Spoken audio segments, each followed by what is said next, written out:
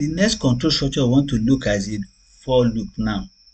Just like a while loop and do while loop, the for loop also allows the execution of block of code depend on result of the what? Evaluation of the test condition. So whatever task performed by the while loop and do while loop, for loop can do it. But they are different in terms of the syntax, because the syntax for the for loop, you will need to first define the starting value, specify the test condition, and specify the increment. This one is also what concept we follow in the while loop. For example now, when we say while loop here now, if we are using the while loop for what? For our loop, this has to be what? The initialize what value. Do you get it now? And that is when we say k equal what? 1 here now. So this is example of what we call initialize value. Okay. Now the second one here now in the while loop and do while, we call it what? Condition. Now when I say k less than equal to what? To 5 here now, and this is what we call what? Test condition. Test condition that will determine whether loop is what? Is true or false. After that again, here now is what we call what? The body of the loop, and the body of the loop here is where we have what we call what? K plus equal 1, which simply mean what?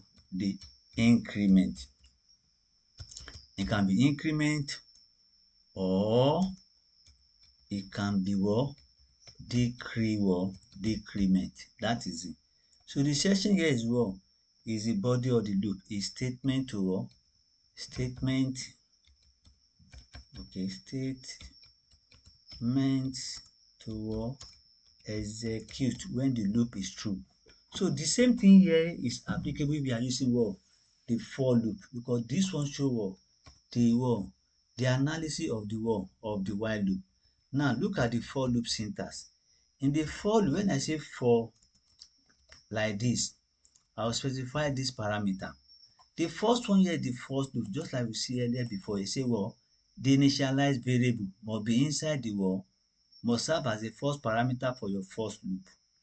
You can initialize variable, and that's why that what? In the what? While loop here, we say k is equal to 1. We now say k equal to what? 1 here. That is the first condition. The second one in the for loop is now referring to what? To the test condition here. The test condition, like k less than equal to what? 10 here. And here now we are going to have a test condition. Going to say what? K less than equal to what? Maybe 5. That is it. And last one is what? Increment.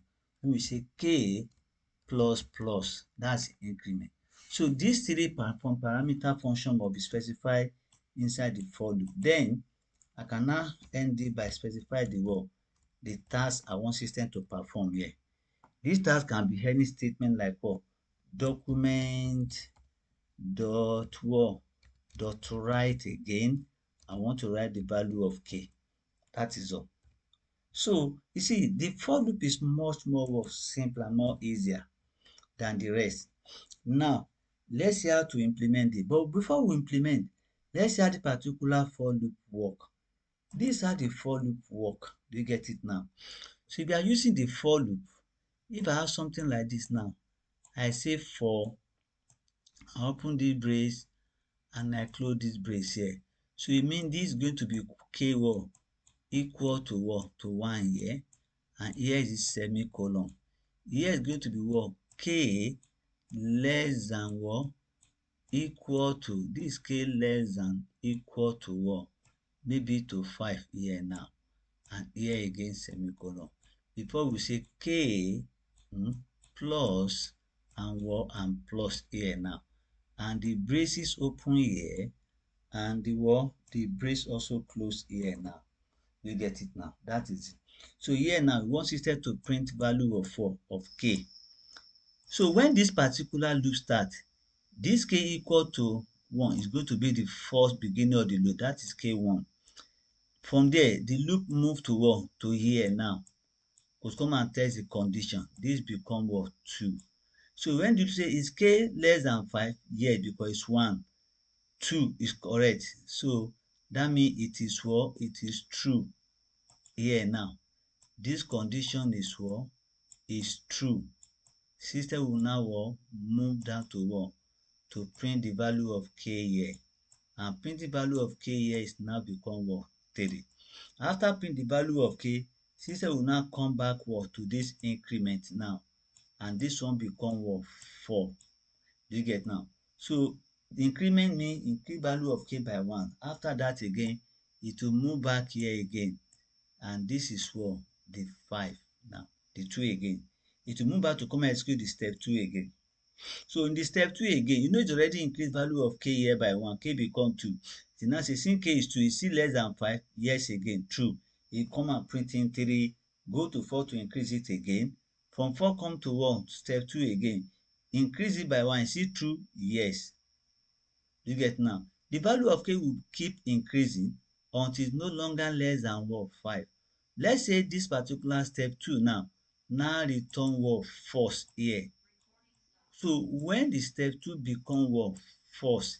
Do you get it now? Instantly, the control will be moving out of this place and come to the what? To the line at the end there now. And since there's nothing the system to execute, this particular code end. That's how the for loop work. You get now in the analysis. So let me now implement it now in my JavaScript page. I will create another one, another function here. I will now call the function get what? Function get what? For loop now. That is it. And then I close this work braces here. So this sample code I've written here, I can now copy it out and now return back here and paste it. And see now, this is the code I want to execute for the for loop, just like the other one here now. So let me say from here again, I want to display this message here in order to replace the one that I'm going to print k here now. And this time around now, I want multiplication of value of k by 1, by 2, or by 3 here. And k is going to be from 1 to 1 to 10. You get it now? So once I save this page, I can now test my loop again by saying get for loop. Can you see? 3 times 1 to 10 is going to give us 3 times 30 now. So that means the same code can also be implemented as many times as possible. So all the loop are performing the same task. It only now depends on which of the loop do you prefer to implement. Do you get now? And the loop here can also generate to perform any type of the arithmetical operation, as long as you want to perform the operation for as many times as possible. That's what the loop is. Whether you want to print a HTML element several times or want to carry out some calculation several times, the JavaScript loop is the main concept you need to apply. Okay, so that is for the use of the of the loop here now. So the next thing we are looking at now is called function. Function. So when we talk about the function in JavaScript, function are referred to as as the already written block of code that can perform a specific task.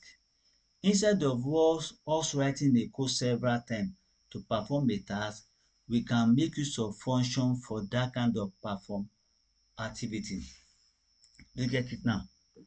Maybe I want to write a program. This particular there's a program I want to execute for more than once.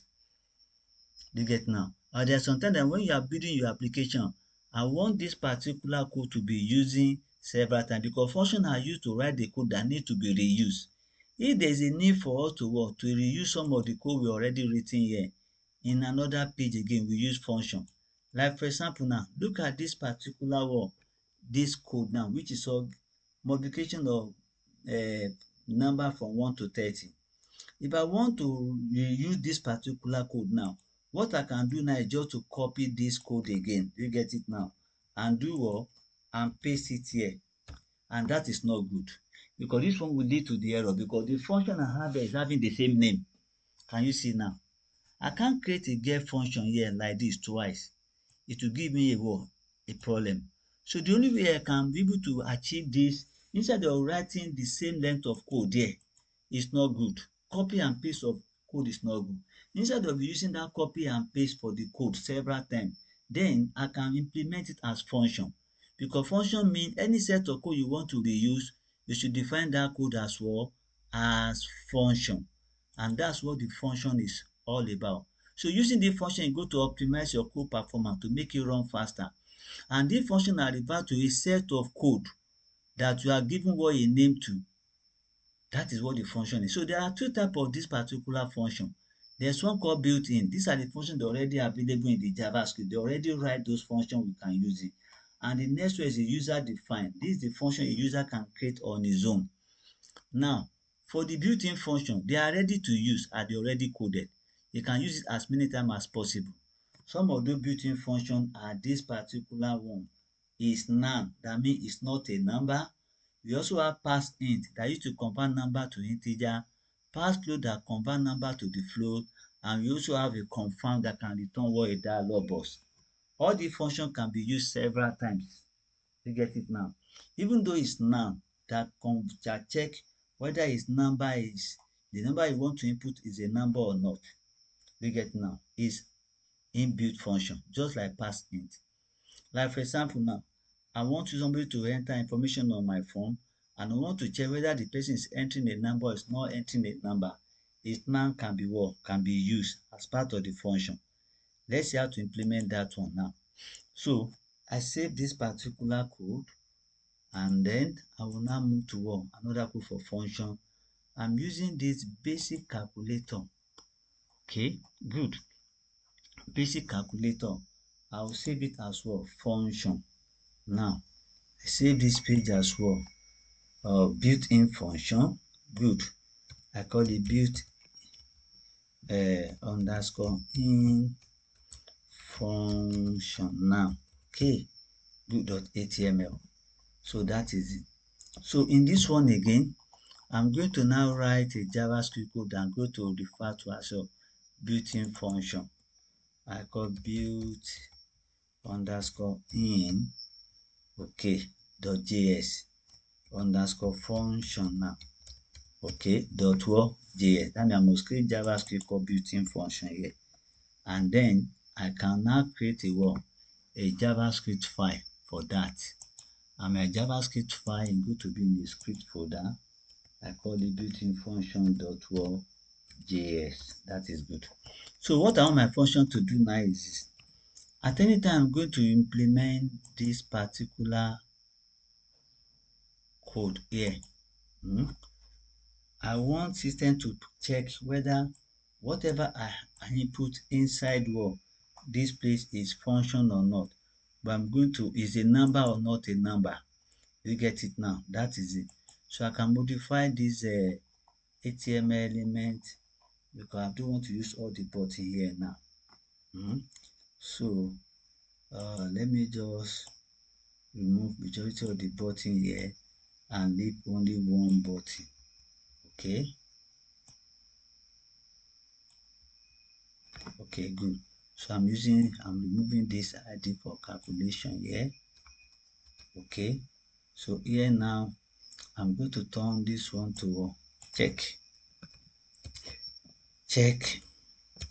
value. Okay. So after check value here now, the function I'm going to create, I'm going to call it one get check value. Okay, you can want it to check the value and input. You get it now. So maybe for number one, it can be for number two too. So here now I must create this particular function for this button to execute in my JavaScript. So here is going to be what? Function get check value here. Okay, and I will now build the functionality. So to get what to input first, I'll say var num1 now, or var number, or var value. I say var value here equal to document dot get element by id.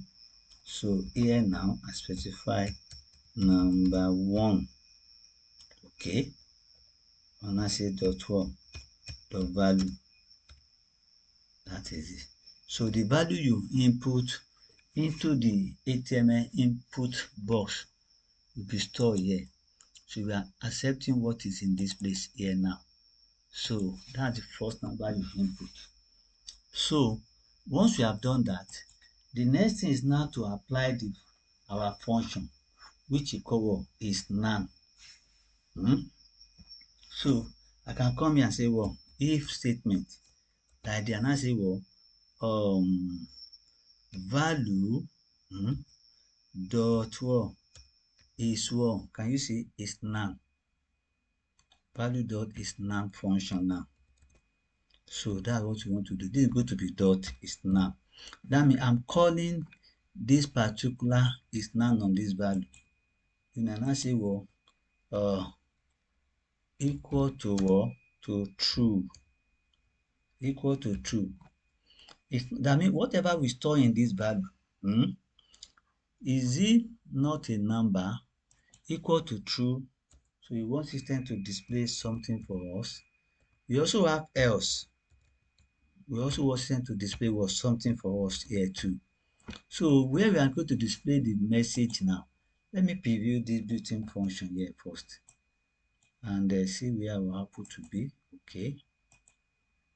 Okay, now so we want output to appear in the output section here. And so what is the variable for this output section? Call it output. Okay, so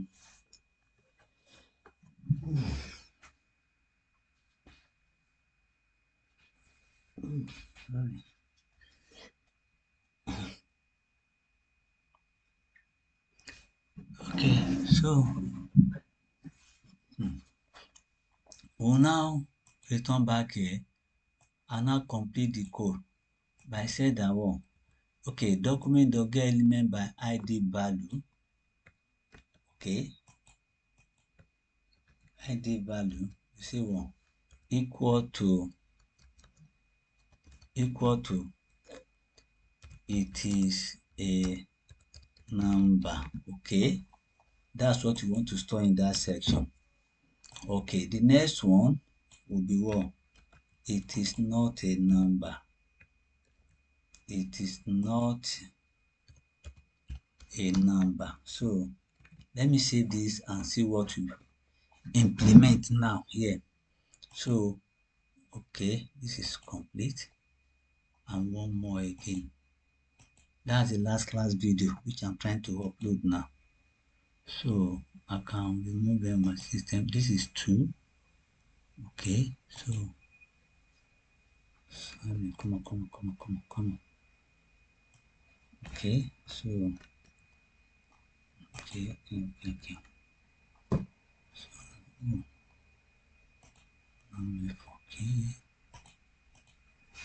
okay,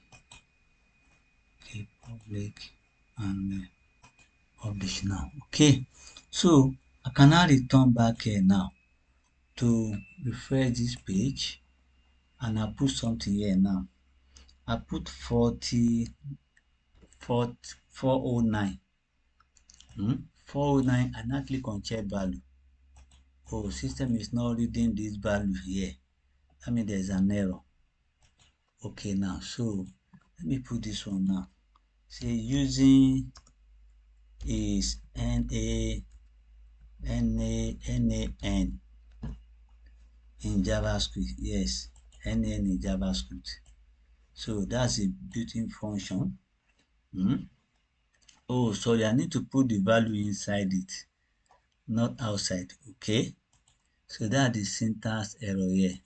It will be value here inside this function here now, not outside. Okay, so if this value and come down here now, so I put the value here now. So to return the object, you can see is 123 is a number.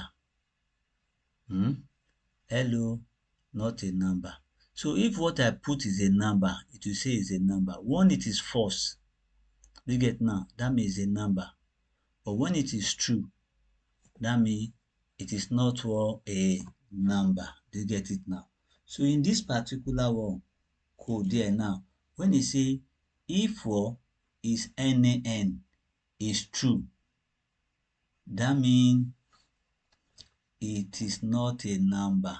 Okay, that will be good. It is not a number, but if it is true, it is a number. So let me save this page again and return back here now. I put the value here, I call it one 409 and I click on check value. Oh, it's still displaying inside the way I entered this. Instead of this one appear inside another variable I call output.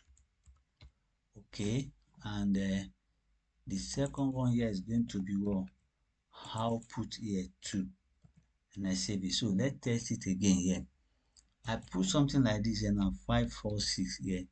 I say check the value. It is a number. Good.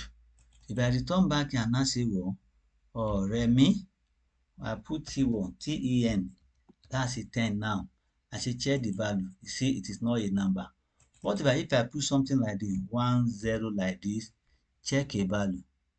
Okay, 10 like this, check a value. You see, it is a number. What if I now use for something like this again? Check value. It is not a number because this is a letter 0. It's not numeric 0. Do you get it now? So if somebody is going to input the age now, maybe I want to accept the age and I want somebody to input 21 and system can check that the value enter a number or not. Check this one now is a number. What does somebody now input his one? His age like this, 21 like this. Do you get now? And now say check again. It's not a number because this is what? This is L. That is one of the importance of this particular function, which we refer to as well as a built-in function. And there are many of them, like the passing have been using to convert our number to integer or to convert what to the float. So these are the how we use some of these built-in function. The next one we are looking at, but not today, go to be user-defined function in our next class. How can we create our function that can be used for as many times as possible? Okay, so that is it. So with that one, we are getting close to the end of the JavaScript. Maybe in the next two classes here, we will round up the JavaScript. So I think that will be all for tonight. So thank you very much. Any questions?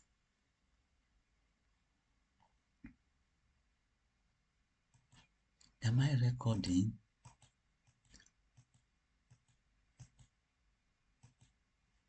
Okay, good.